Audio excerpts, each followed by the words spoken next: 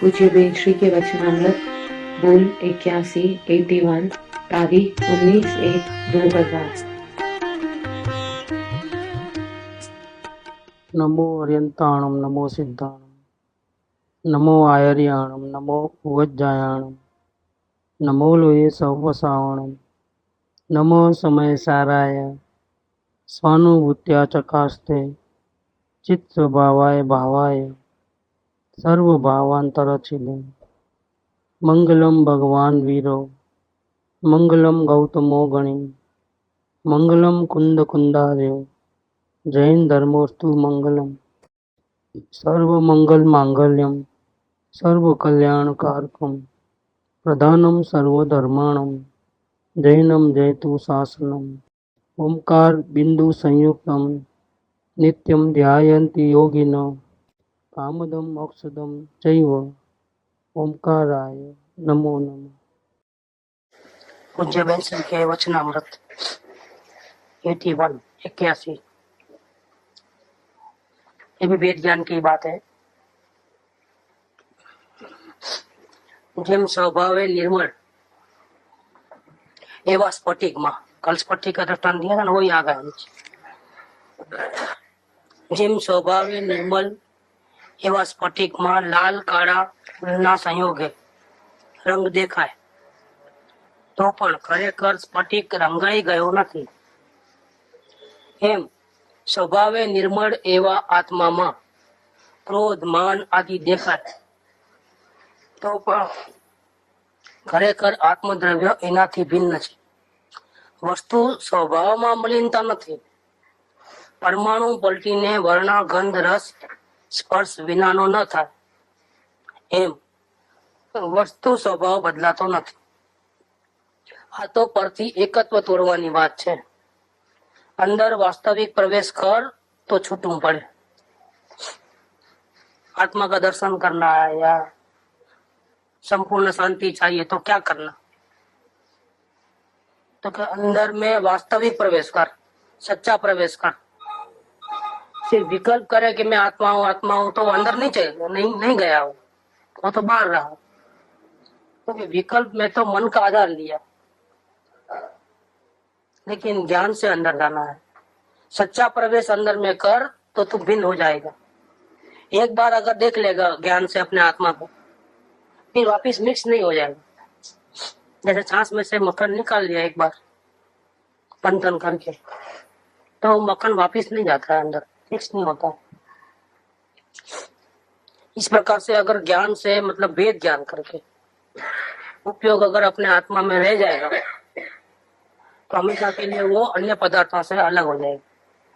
अलग हो जाएगा मतलब अलग ही है। पंचायत सर पे लेके बैठा है, सब अलग है, कोई अपना नहीं। एक रजकण भी अपना नहीं, लेकिन अपना मानता है, फिर अधिकार जमाता है उसके ऊपर। हम सारी पंचायत गई, सारी तकलीफ गई, अधिकार जमाने गए और नहीं माने तो तकलीफ, माने तो राजी हो गए, राग द्वेष चलते रहे, नए नए कर्म बनते रहे, ये सारे चक्कर छूट जाते हैं। एक बार ज्ञान के द्वारा वेद ज्ञान करके अपनी ओरिजिनल तत्वों को देख लेगा तो राग द्वेष की समाप्ति हो जाएगी। अभिप्राय के राग द्वेष नहीं होंगे, सबसे अलग हो जाएगा, भिन्न हो जाएगा। तो कैसे देखना? तो दृष्टांत दिया कि स्फटिक मणि तो निर्मल है, लेकिन वो इतना स्वच्छ है कि इसके नजीक में लाल फूल रखोगे तो लाल दिखता है पूरा, काला रखोगे तो काला दिखता है। लेकिन वास्तव में स्फटिक काला नहीं हुआ है, स्फटिक लाल भी नहीं है, स्फटिक स्फटिक है। इसी प्रकार से स्वभाव से तो यह आत्मा निर्मल है, उसमें कोई रागादि भाव विकार नहीं है, उसमें बंधन भी नहीं है।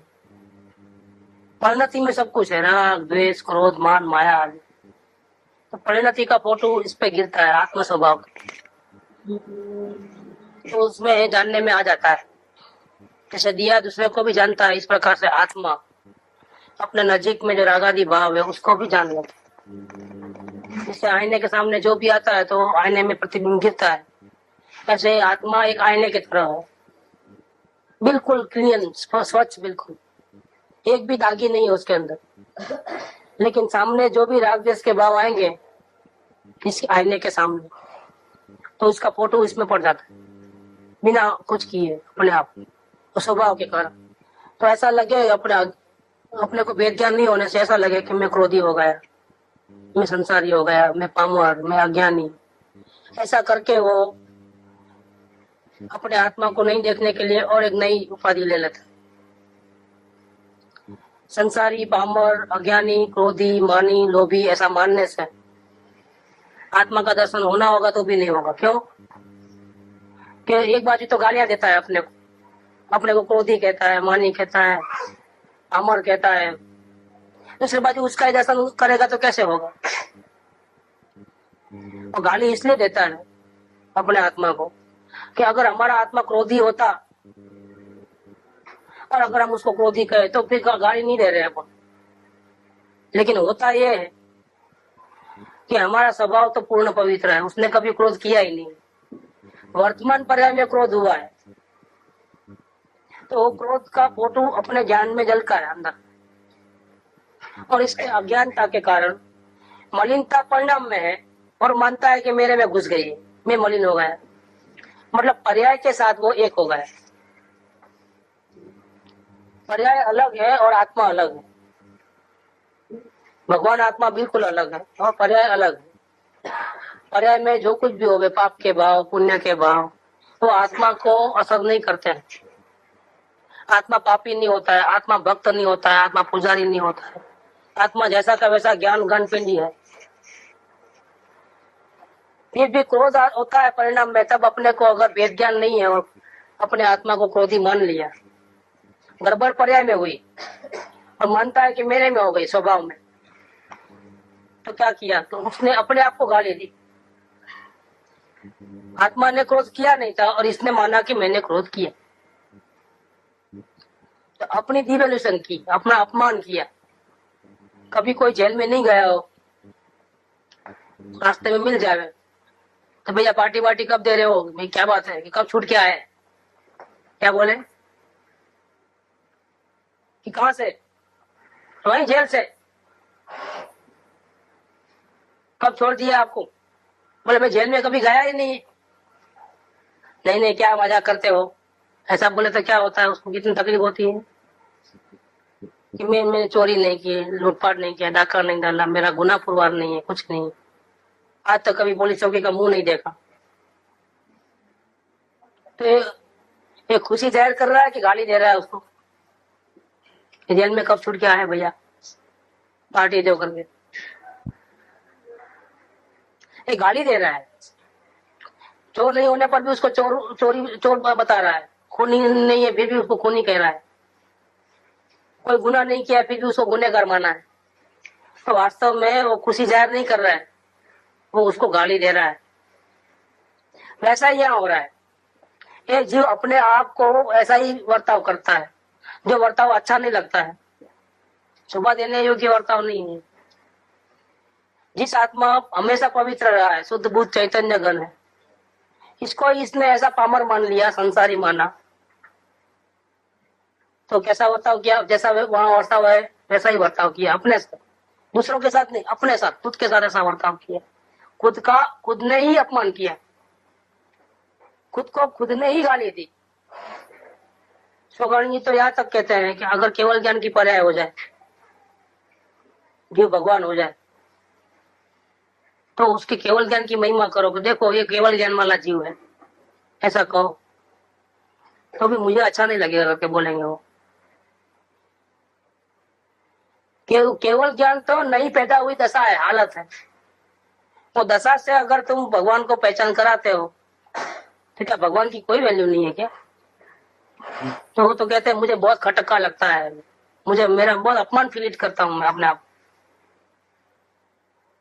पुरुष की पहचान स्त्री से नहीं कराती है। स्त्री को दिखा करके देखो, ये पुरुष को दिखाया अभी स्त्री को दिखाया, ये पुरुष की पहचान ऐसे कराया, स्त्री का ये पति है, ऐसा बोलते हैं।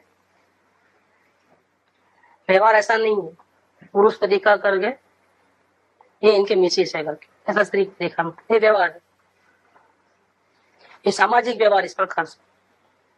तो भगवान जी कहते हैं कि मुझे मुक्त कहोगे तो गाली मत देना भैया मेरा, मैं बंदा ही कब था। देखो केवल ज्ञान की पर्याय हुई और वो महिमा करते हो, तो केवल ज्ञान की पर्याय को देख करके मुझे महिमा मत करना।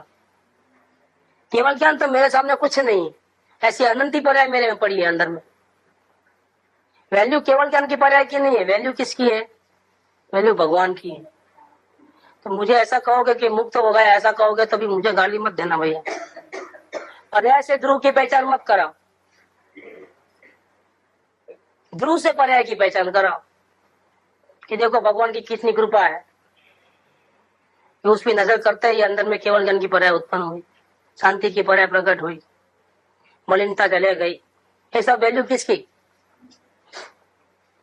ये पूरी अपने भगवान की वैल्यू है, इसलिए इसकी वैल्यू कम नहीं होनी चाहिए।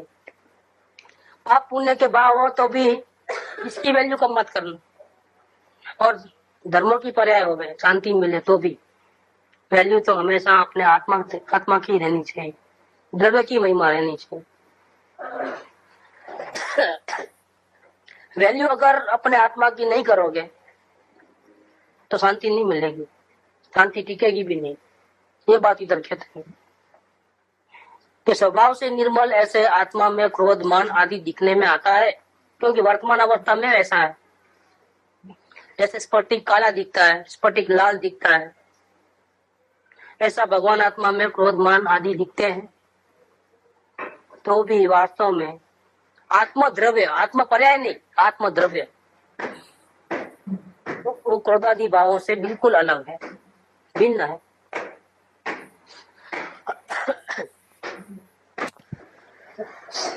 वस्तु स्वभाव में मलिनता नहीं है, ये हमारे लिए बहुत खुशी की बात है। हमको धर्म करना है, किसके सहारे धर्म करेंगे? बाहर में तो कोई अपना है नहीं। देव गुरु शास्त्र अगर उससे प्रेम करते हैं तो भी वो रास्ता बताते हैं, चलने का काम तो अपने को करना पड़ेगा, उसमें वो थोड़ा भी हेल्प नहीं करते हैं। जिनेंद्र भगवान भी बहुत उत्कृष्ट हैं, इनको देखने मात्र से कसाय भाग जाते हैं, लेकिन आनंद तो अपने आत्मा को देखने से ही मिलेगा। वो भी इस मार्ग में अपने को सहाय नहीं कर सकते, उनका ध्यान अपने आत्मा में, वो किसी की पंचायत राग द्वेष नहीं करते, वितराग है। इस दुनिया में कौन अपना है? किसके सहारे, किसका आधार लेकर के हम शांति को प्राप्त करेंगे? तो कहते हैं हमारा स्वभाव है, उसके सहारे हम आगे बढ़ेंगे। स्वभाव ही अगर मलिन होगा, जिसका आधार लेना है वही अगर गुंडा होगा, वही अगर क्रोधीमानी होगा, तो फिर हम कैसे आगे बढ़ेंगे? हम शांति में कैसे पा सकते हैं? शांति चाहिए और गलत लोगों का सहारा लिया, शांति हो गई फिर वो मिलने वाली नहीं। किसका आधार? जिसका आधार लेते हो वो तो पवित्र होना चाहिए, पूर्ण सामर्थ्यवान होना चाहिए। तो हमको शांति चाहिए, तो अपने आत्मा में अगर मलिनता है तो वो कैसे हमको शांति मिलेगी? तो ये हमारे खुशी की बात है कि अनंत काल से हमने बहुत गलतियां की, अपने भगवान को देखा नहीं, राग द्वेष किया जी भर के, और अनेक अनंत प्रकार के कर्म बांधे और अनंत काल से भटके। इतना होने के बावजूद भी हमारा आत्मा कैसा रहा है अभी भी, आज की तारीख में भी, इसी वक्त भी, न वो पापी हुआ है, न क्रोधी हुआ है, न मानी हुआ है, न द्वेषी हुआ है। वो ऐसा का वैसा पवित्र पूर्ण सामर्थ्य वाला अनंत अनंत केवल ज्ञान की पर्याय उसको देखने से निकले, इतना महा भगवान जैसा महा सामर्थ्यवान शक्ति रूप वो भगवान ऐसा का वैसा है। ये हमारी खुशी की बात है। इसके सहारे हम अपनी साधना करेंगे, इसका आधार लेकर के हम स्वयं भगवान बन सकते हैं। भगवान का आधार लेने से हम भगवान बन सकते हैं। भले अनंत काल से भटकते हैं, लेकिन आज भी हमारे लिए दरवाजा खुला है। अगर हम उसकी दृष्टि करें, जो हम स्वयं हैं, जो भगवान स्वरूप है, थोड़ा भी मलिन नहीं हुए, अगर उसका आधार लेवे तो हम आज की तारीख में अभी भी भगवान बन सकते हैं। सारे दोष हमारे मिट सकते हैं हम भी शांति को पा सकते हैं।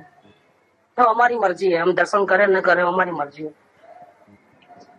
तो कहते हैं यार कि स्वभाव से निर्मल ऐसे आत्मा में क्रोध मान आदि दिखने में आता है, तो भी खरेखर माने वास्तव में आत्मद्रव्य क्रोधादि भावों से बिल्कुल अलग है।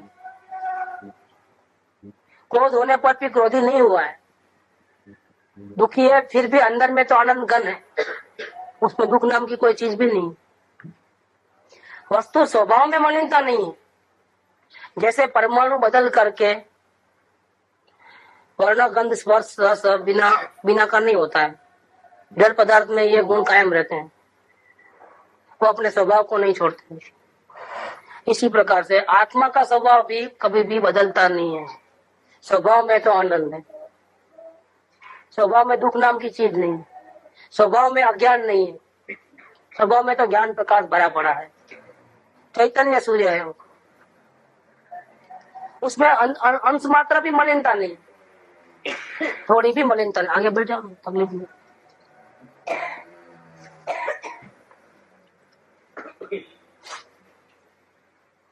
तो वस्तु स्वभाव में मलिनता नहीं, परमाणु पलट करके वर्ण गंध रस स्पर्श बिना का नहीं होता है।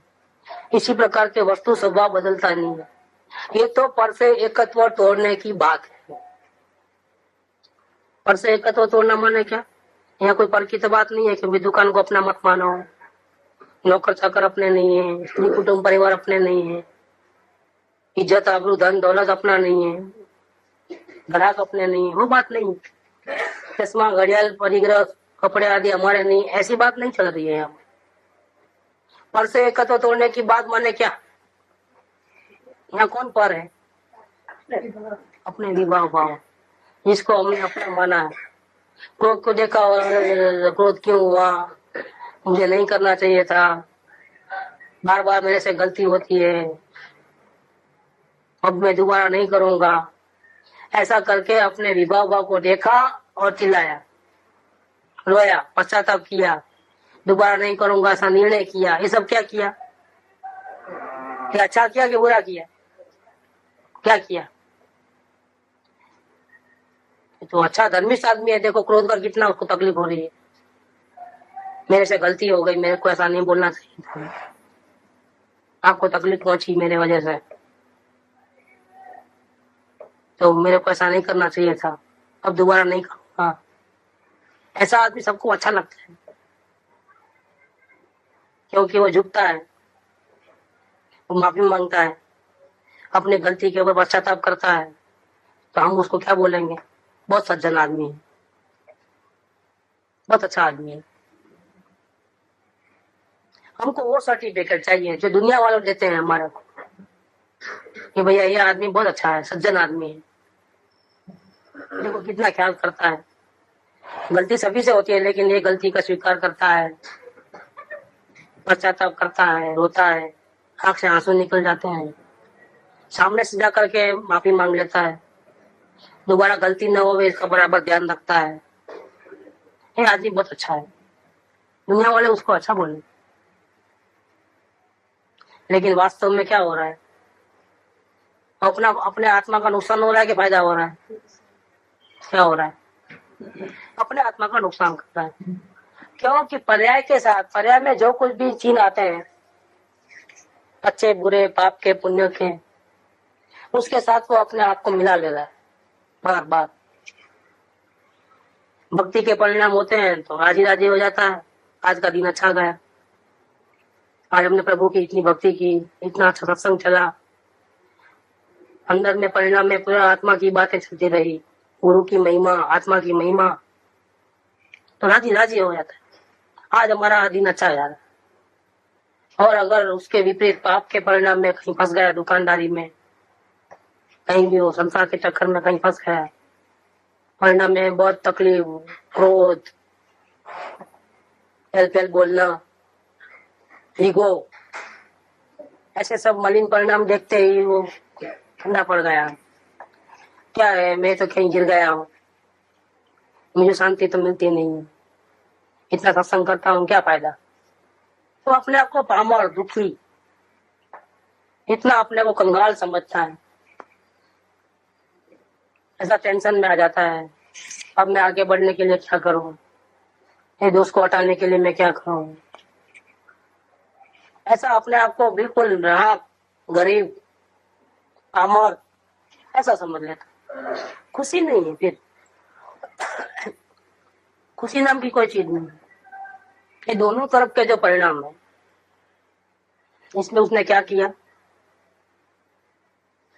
वो अपने परिणति के साथ एकत्व किया। लेकिन ये परिणति भी तो अपने साथ ही जुड़े हुए ना। ये दोष जो है, जब तक ये दोष निकलेंगे नहीं, चिंता तो रहेंगी। परिणति हमारी ही है, और जो भी गलती हो रही है पाप और पुण्य की, वो हमारी हम ही करते हैं। अब इसमें काम ये करते हैं कि जो दोष हो रहे हैं वो दोष को छोड़ने की कोशिश करते हैं, या फिर वो दोष जैसा है वैसे रहने तो हम केवल ज्ञान का सहारा लेंगे। ज्ञान का सहारा लेते हैं तो थोड़ी देर के लिए चिंता कम हो जाती है, लेकिन डर रहता है कि इस तरह तो चिंता कम हुई तो दोष फिर हटेंगे या नहीं हटेंगे। अपने स्वभाव का भरोसा नहीं है।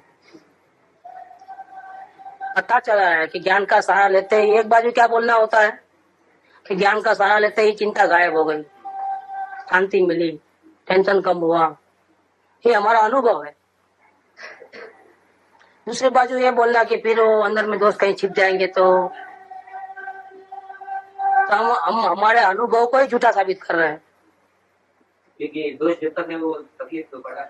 ठीक है, दोष है, लेकिन दोष है उसका तकलीफ है कि दोष है और हमको तकलीफ होते रहे उसका तकलीफ है हमारे। क्या दोष की तकलीफ हमारे को है कि दोष हमको दुखी करते रहे उसका तकलीफ हमारे को है। दोष से हमको जो चिंता होगी उसकी तकलीफ। चिंता मिटानी है ना, दोष भले ही हो पर हमको चिंता नहीं होवे तो कोई तकलीफ की बात नहीं है ना, हमको तो शांति से रहना है। वो दोष निकलेगा नहीं, दोष तो निकालना ही नहीं है, क्योंकि उसकी आयु से कितनी है दोस्त की आयु से कितनी है, अनंत काल में कितने दोस्त किए होंगे बताइए। अनंत काल से भटक रहे हैं 84 लाख चक्कर में। कभी हमने अजगर बन करके किसी को खा लिया होगा, चूहे को, उसको शेर बन करके हिरन को मारा होगा और खा लिया होगा। कभी हम हरण बन करके शेर ने हमको खाया होगा। संसार के सारे नाटक तो हमने कर चुके हैं अनंत काल से। कितने पाप पुण्य किए होंगे। अनंत बार नग्न दिगंबर मुनिराज बने हैं, पंचमावत पालन किया है, कितना कसाय मन किया, अनंत बार स्वर्ग में देव बन के गए। कुछ करने में बाकी रखा है क्या? फिर आज हमारी स्थिति क्या है? हम भगवान है कि पामर हो गए हैं? हमारे स्वभाव में क्या चेंज आया? तो दोष, इसका मतलब ये है कि दोष जो भी करते हैं वो एक समय का रहता है, उसको नाश करने की जरूरत नहीं है, क्योंकि दूसरा समय वो जिंदा ही नहीं रहता है।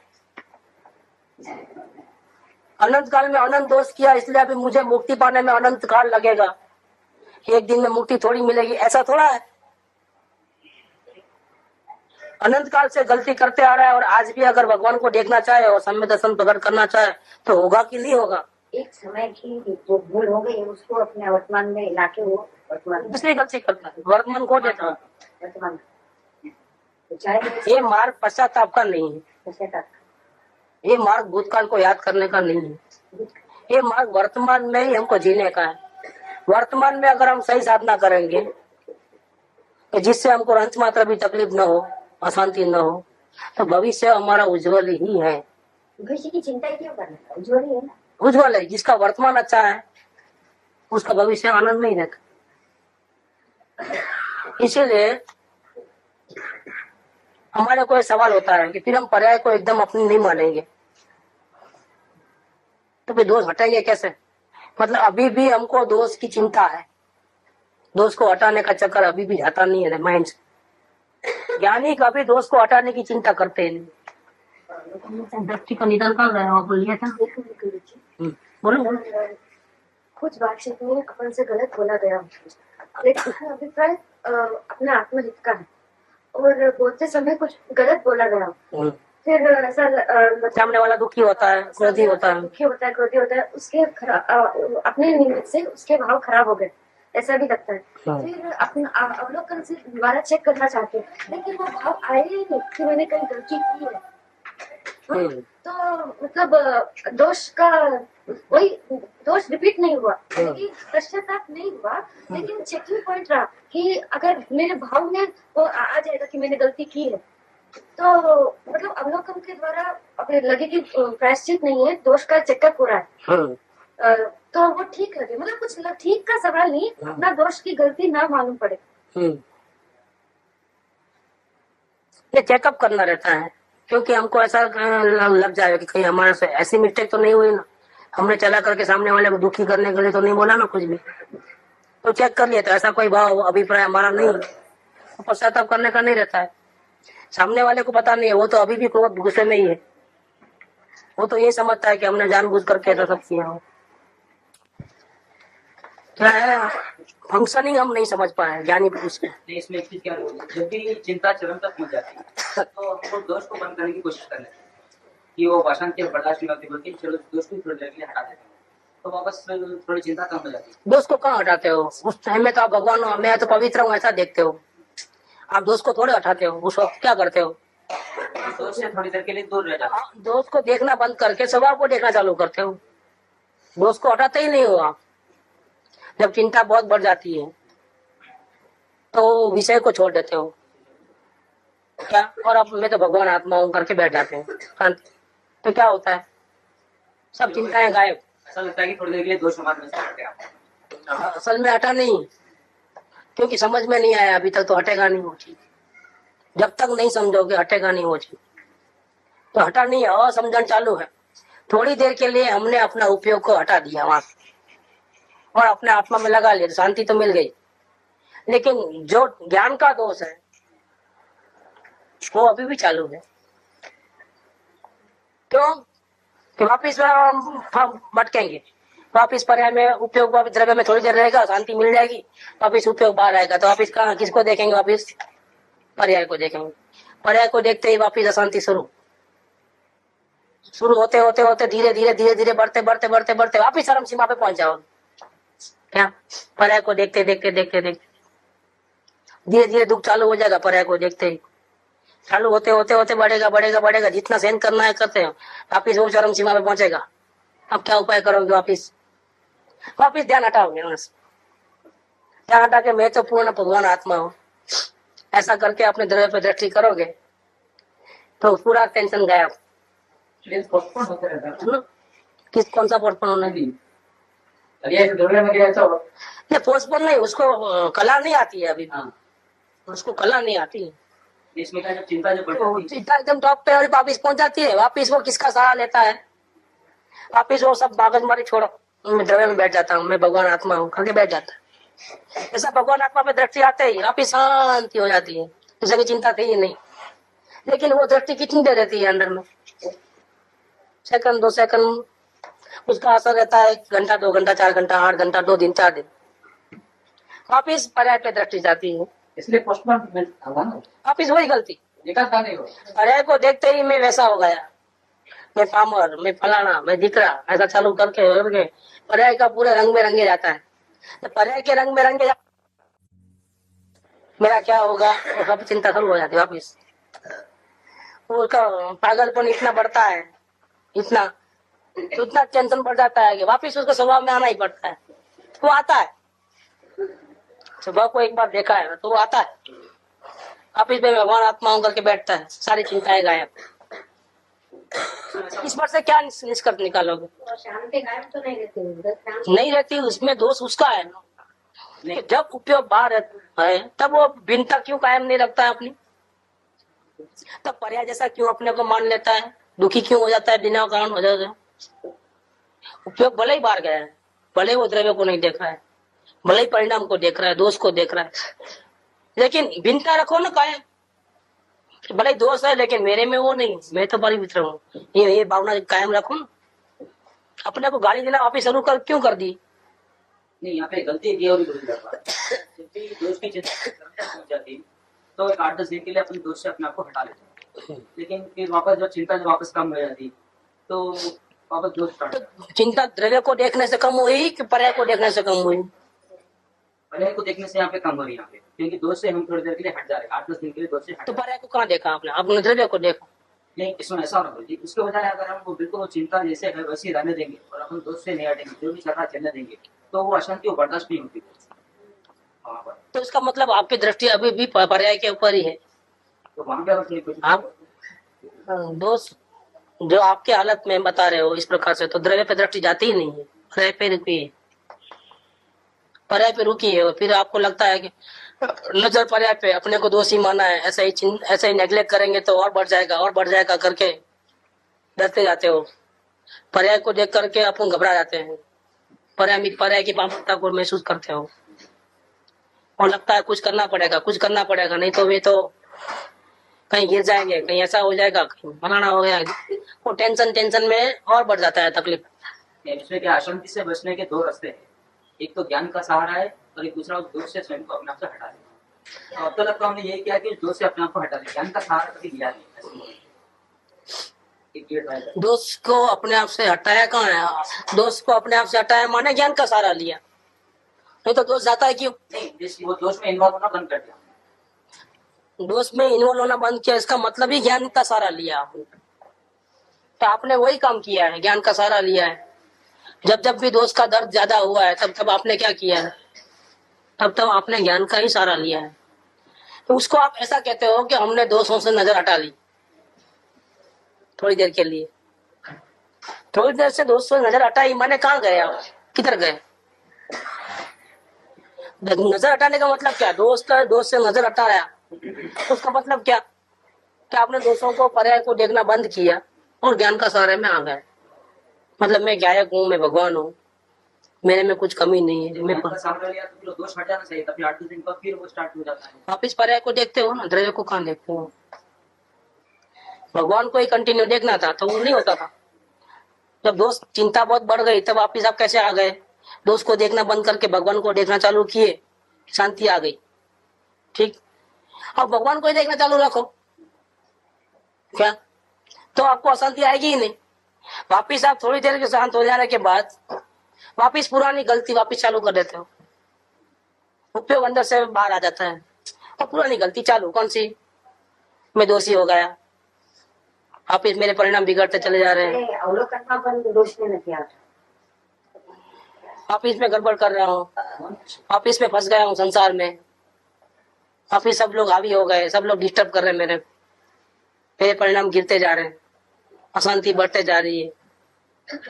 किसको देखा इसने? वापिस भगवान को देखना चालू किया कि पर्याय को देखा? वापिस शांति के धाम को देखा कि अशांति को देखा? ज्ञान को देखा कि क्रोधादि भावों को देखा? दोष को ठीक ठाक करने की कोशिश करते हो, सब गलत ही है। नहीं, बिल्कुल गलत है। दोष अपने में होता ही नहीं है। अगर वैसा करोगे तो वापिस टेंशन बढ़ेगा, वापिस आपको भगवान की ओर आना ही पड़ेगा। तो थक हार के आते हो, भगवान के पास आते हो तो कब आते हो? बिल्कुल ढीले हो जाते हो, दुखी हो जाते हो ना, तब शरण में आते हो भगवान। भगवान की महिमा से आप नहीं आते हो भगवान के पास, क्या? तो ये गलत प्रोसेस है। जब दुख पड़े तो भगवान को याद करना हो, बाकी के टाइम में याद नहीं करना, ये स्वार्थी है। हम भगवान का दर्शन पूजा इसलिए करते हैं ताकि हम दुख से मुक्त हो जाए। हम बदले में कुछ चाहते हैं। निष्काम भक्ति नहीं है हमारी साधना सहज नहीं है। हमारी साधना का केंद्र बिंदु जो भगवान आत्मा है, उस पे हमको कोई लाड प्यार नहीं है। हमको अभी भी झुकाव संसार में ज्यादा है। सहज भक्ति भाव नहीं है उनके प्रति कि हमारे भगवान को ही देख, सारी दुनिया में मैं ही एक हूँ जो मेरे को सहारा दे सकता हूँ। इस दुनिया में मेरा कोई नहीं है, मेरा भगवान ही में सर्वश्रेष्ठ है, ऐसी महिमा नहीं आती है। जब अमरता बहुत बढ़ जाती है, पर्याय की चिंता कर करके बहुत दुखी हो जाते हो, तब फिर वो मजबूरी से दुख से बचने के लिए मैं भगवान आत्मा हूँ करके बैठते हो। मुश्किल में याद नहीं। हाँ, पहले ये भी भाव आ सकता है कि बाहर का मेरा हाथ में है ही नहीं करना मेरा, तो दुनिया और पाप रख लेंगे, दुनिया में जो भी है दुनिया और पाप के हिसाब से फिर बार क्यों मेरा झुकाव करना? नहीं जाना चाहिए। उपयोग भले ही बाहर रहता है, लेकिन आपको कितना, किसकी महिमा रखना, किसकी नहीं रखना, वो तो आपके हाथ में है। रुचि रहती है इसलिए वो चीज आती है, रुचि है, अभी रुचि गई नहीं है। हम पूर्ण वितराग नहीं हो गए भगवान के जैसा, रुचि जरूर है। लेकिन उसमें इन्वॉल्व होते वक्त भी अपनी गरिमा को क्यों खोते हो, अपने को क्यों पामर मानते हो? जब परिणाम में राग द्वेष के भाव होते हैं तब वापिस अज्ञानी के माफी, मैं रागी हो गया, मैं द्वेषी हो गया, मैं गिर गया, मैं पामर हूं, ऐसा क्यों बोलने लग जाते हो, ऐसा क्यों मानने लग जाते हो? आपने तो देखा है ना अपने प्रभु को। मुश्किल में स्वयं की महिमा नहीं आती, और यही दोष है और कोई दोष नहीं। गलती होना कोई दोष नहीं है, क्योंकि गलती तो क्रम से जाती है। जैसे पहले अभिप्राय का दोष निकलता है, तब आत्मा का अनुभव होता है। ये प्रत्याख्यान और प्रत्याख्यान संज्वलन धीरे धीरे जाते हैं, तब भगवान बनता है। कोई एकदम भगवान नहीं बनता है। तो गलती अभी भी परिणाम में है, उसका अपने को इतना डर नहीं है।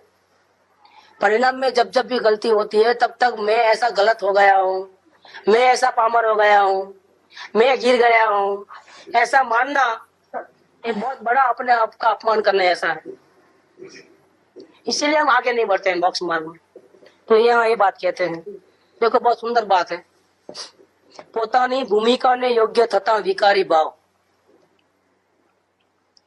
अपनी स्टेजेस, जो स्टेज है हमारा, जैसे अज्ञानी का स्टेज, मुमुक्षु का स्टेज, ज्ञानी का स्टेज, फिर श्रावक का स्टेज, फिर मुनिराज का स्टेज, फिर भगवान का स्टेज, ऐसी अलग अलग पोजिशंस है साधना के अंदर। जहां वो खड़ा है उस प्रकार के वहां पर राग द्वेष के भाव उसको होंगे। जैसे आत्मा का अनुभव हुआ है लेकिन श्रावक नहीं हुआ है, तो अभी भी उसका वर्ताव ऐसा लगेगा जैसा अज्ञानी के जैसा।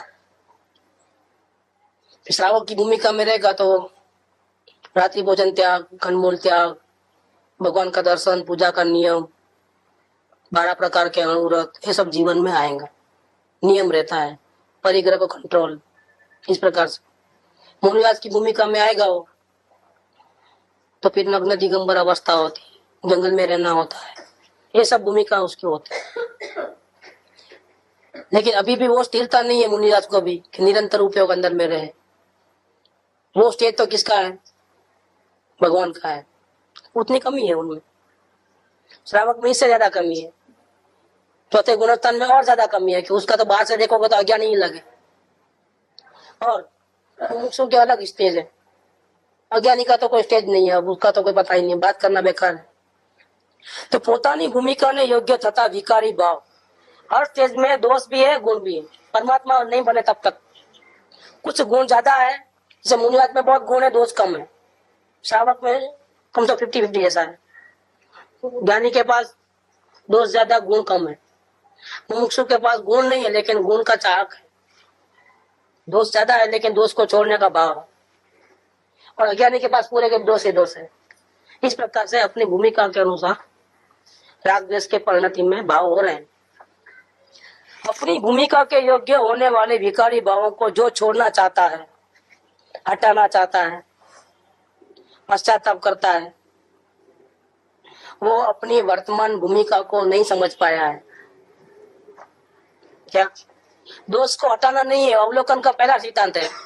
दोष को सिर्फ देखना है, हटाना चाहिए तो समझा ही नहीं है, मार्ग को नहीं समझा है। उनका चिंता बढ़ जाती है, जो हटाने की कोशिश शुरू हो जाती है। तो जो हटाने की कोशिश शुरू होती है उससे चिंता 10 गुनी हो जाती है और अपना नुकसान हो जाता है बहुत सारा। इतना ही भगवान हमारे से दूर रहता है। ये कोशिश करने पर भी अंदर में वेदन नहीं आता है, घंटों के घंटे निकल जाते हैं। क्यों? कि जिसका दर्शन करना है उसको गालियां दे करके उसका तो वैल्यू गिरा दिया है अपने खुद ने। अब उसके शरण में जाना है, कैसे दर्शन होगा? ये होने का नहीं।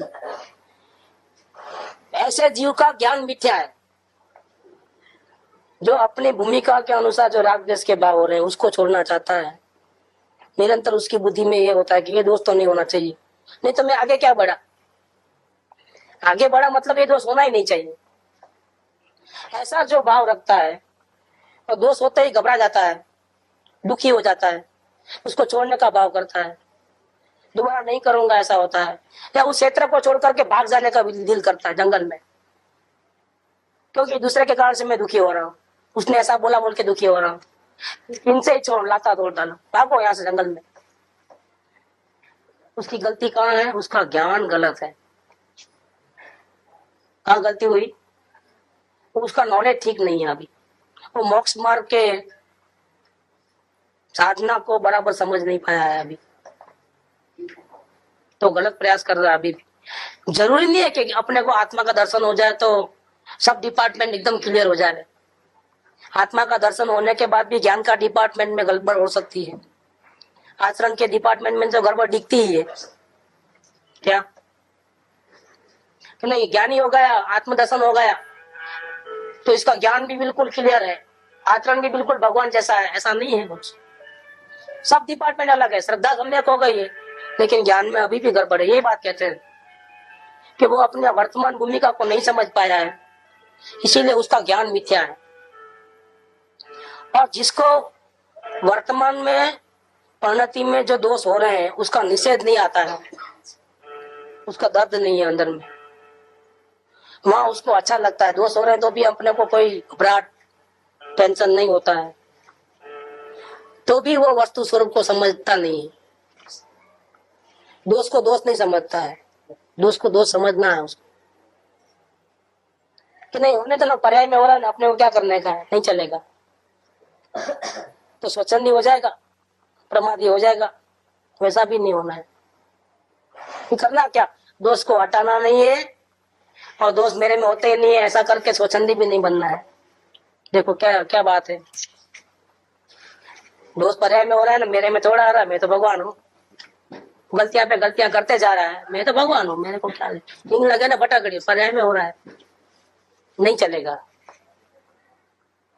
दोष को देखना है, दोष अच्छे लगने भी नहीं चाहिए। अच्छे नहीं लगते हैं फिर भी हटाना नहीं, हटाया तो गड़बड़ है।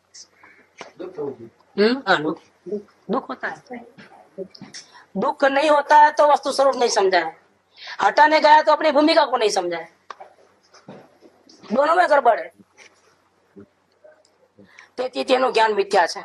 ये सब गड़बड़ किसकी है, ये हमारे ज्ञान में गड़बड़ है। अभी हम अपनी साधना कैसे रखना, कैसे करना, वो अभी समझ नहीं पाए हम। कल पीछे से बहुत सरस बात की आपने, जो चारों पड़ते से उठाओ ज्ञानी नहीं, उसको ज्ञानी नहीं कहना चाहिए। उसको ज्ञानी कहना नहीं। क्यों ज्ञानी कहते हो, उसके लिए कुछ दूसरा वर्ड यूज करो।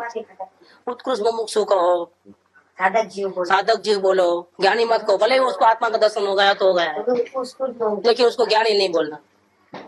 ठीक है, उनके एंगल से तो वो बात सही है। वो बोला, मैं कई दिनों से पहले भी ये बात बोला था, मेरे सब इशारा। क्योंकि ज्ञानी तो ऐसा होना चाहिए कि आत्मा के दर्शन के साथ उसका ज्ञान का डिपार्टमेंट भी बिल्कुल चोखा हो। क्या दोष होवे उसका दुख भी होवे और फिर भी दोष हटाने का प्रयत्न न होवे, उपयोग बाहर है तो भी ज्ञाता दृष्टा भाव में रहे, वो ज्ञान। बाद में उपयोग जाते ही वो नाचने लग जाए, दुखी दुखी हो जाए, घड़ी घड़ी में उठा पटक हो जाए, वो काय का ज्ञानी। उपयोग बाहर गया है तो वो तो भूमिका अनुसार बाहर जाता है, कोई निरंतर अंदर में नहीं रहता है।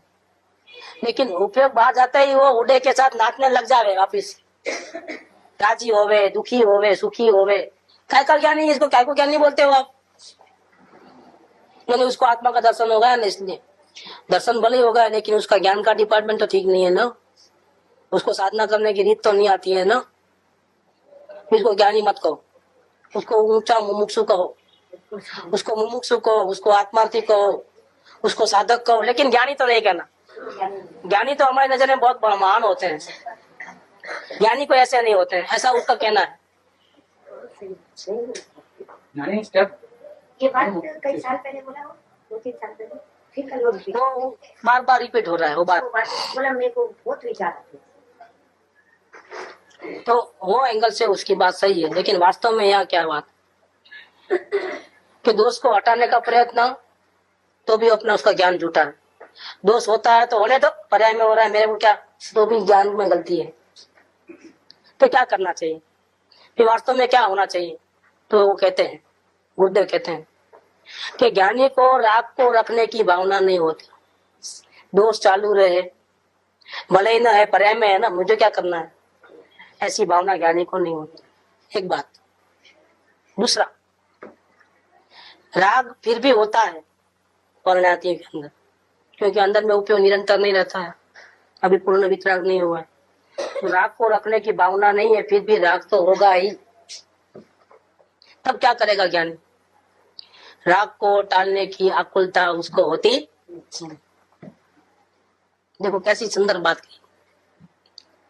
राग को रखना भी नहीं है और फिर भी हो जाए तो उसको हटाना भी नहीं है। इसका नाम ज्ञानी। ज्ञानी ऐसे होते। इसका मतलब ज्ञानी का उपयोग निरंतर ज्ञाता दृष्टा भाव में है। इसका मतलब कि ज्ञानी को अपने परमेश्वर की पूरी महिमा है। उपयोग बाहर है तब भी, उपयोग अंदर है उसको ये भी मालूम मेरे में कितनी अभी सब मालूम है, पूरी मालूम है। इसका नाम ज्ञान है। ज्ञानी की भूमिका ऐसी होती है। दुख तो था ही ना, मुमुक्ष करता बताए दुख था पता भी नहीं पर दुख तो था। दुख दुख होगा, लेकिन बाहर से नहीं दिखता वो दुख तो अंदर नहीं, बाहर तो देखने की निश्चय था। तो सामने वाला समझता है कि ये तो दुख लग रहा नहीं, वो दुखी रो रहा है, सामने में नहीं, वो तो सामने वाले की अपेक्षा ही गलत वो अंदर से उसको मालूम पड़ेगा उसकी अंदर भी निश्चय था। है। हटना हटना हटना हटना, अपने अंदर में ही रहना, अंदर में ही रहना, ऐसा भाव नहीं। रिश्ते का माता जी तो फर्क आ जाता है। माता जी का रिश्ते इतना क्यों समझाने का जो उपयोग पहले ज्यादा था वो भी कम होते होते होते अब किसी की परवाह नहीं होती है। जिसको जो करना है करे, मुंह से सुधरना है सुधरो, नहीं सुधरना है मत सुधरो। तो पहले ऐसा ध्यान थोड़ा रहता है, तो कम होता है। वो भी एक राग है, ध्यान रखना दूसरों को। ध्यान दिए कम होते होते होते ये फर्क मालूम पड़ता है। धीरे धीरे अपने आप में रहने, समझाने का विकल्प नहीं, किसी का विकल्प नहीं, ऐसा हो जाता है। ये तो एक पीरियड रहता है, उस पीरियड में जिसको लाभ लेना है ले लिए, नहीं लिए, नहीं लिए नहीं। ऐसा मत बोलो। बाद में कोई हाथ पकड़ने वाला नहीं है, हम अकेले हैं। नहीं बोलो, हाथ पकड़े तो कोई पकड़ने वाला नहीं। तो प्रमाद किए वहां घुस गए संसार में हर जगह। ऐसा नहीं। आप जब यहाँ राग नहीं रहेगा तब आओगे तो कोई पूछेगा भी कि भैया आप ऐसा करो वैसा करो। कोई परिणाम बताते आधे तो बहरे को सुनाते, ऐसे होता है। कौन सुने? कान इधर है लेकिन सुने कौन? उतना उपयोग थोड़ा लगता है, नहीं ना? सही होता है सब। तो ये बात ज्ञानी की इस प्रकार की है। ये मेरे को बहुत दिन से लेने का था, असल में बांधनी में लेने का था, वो नहीं ले पाए अपन। समय भी हो रहा है।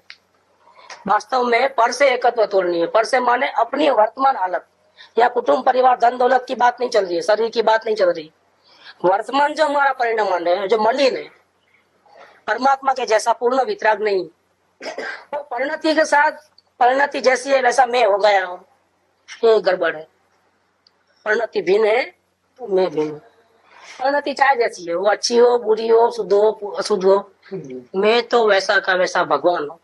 ऐसा करके अपने को परिणति के साथ, पर के साथ अपना एकत्व, मिलान, खिचड़ा निकाल देना है।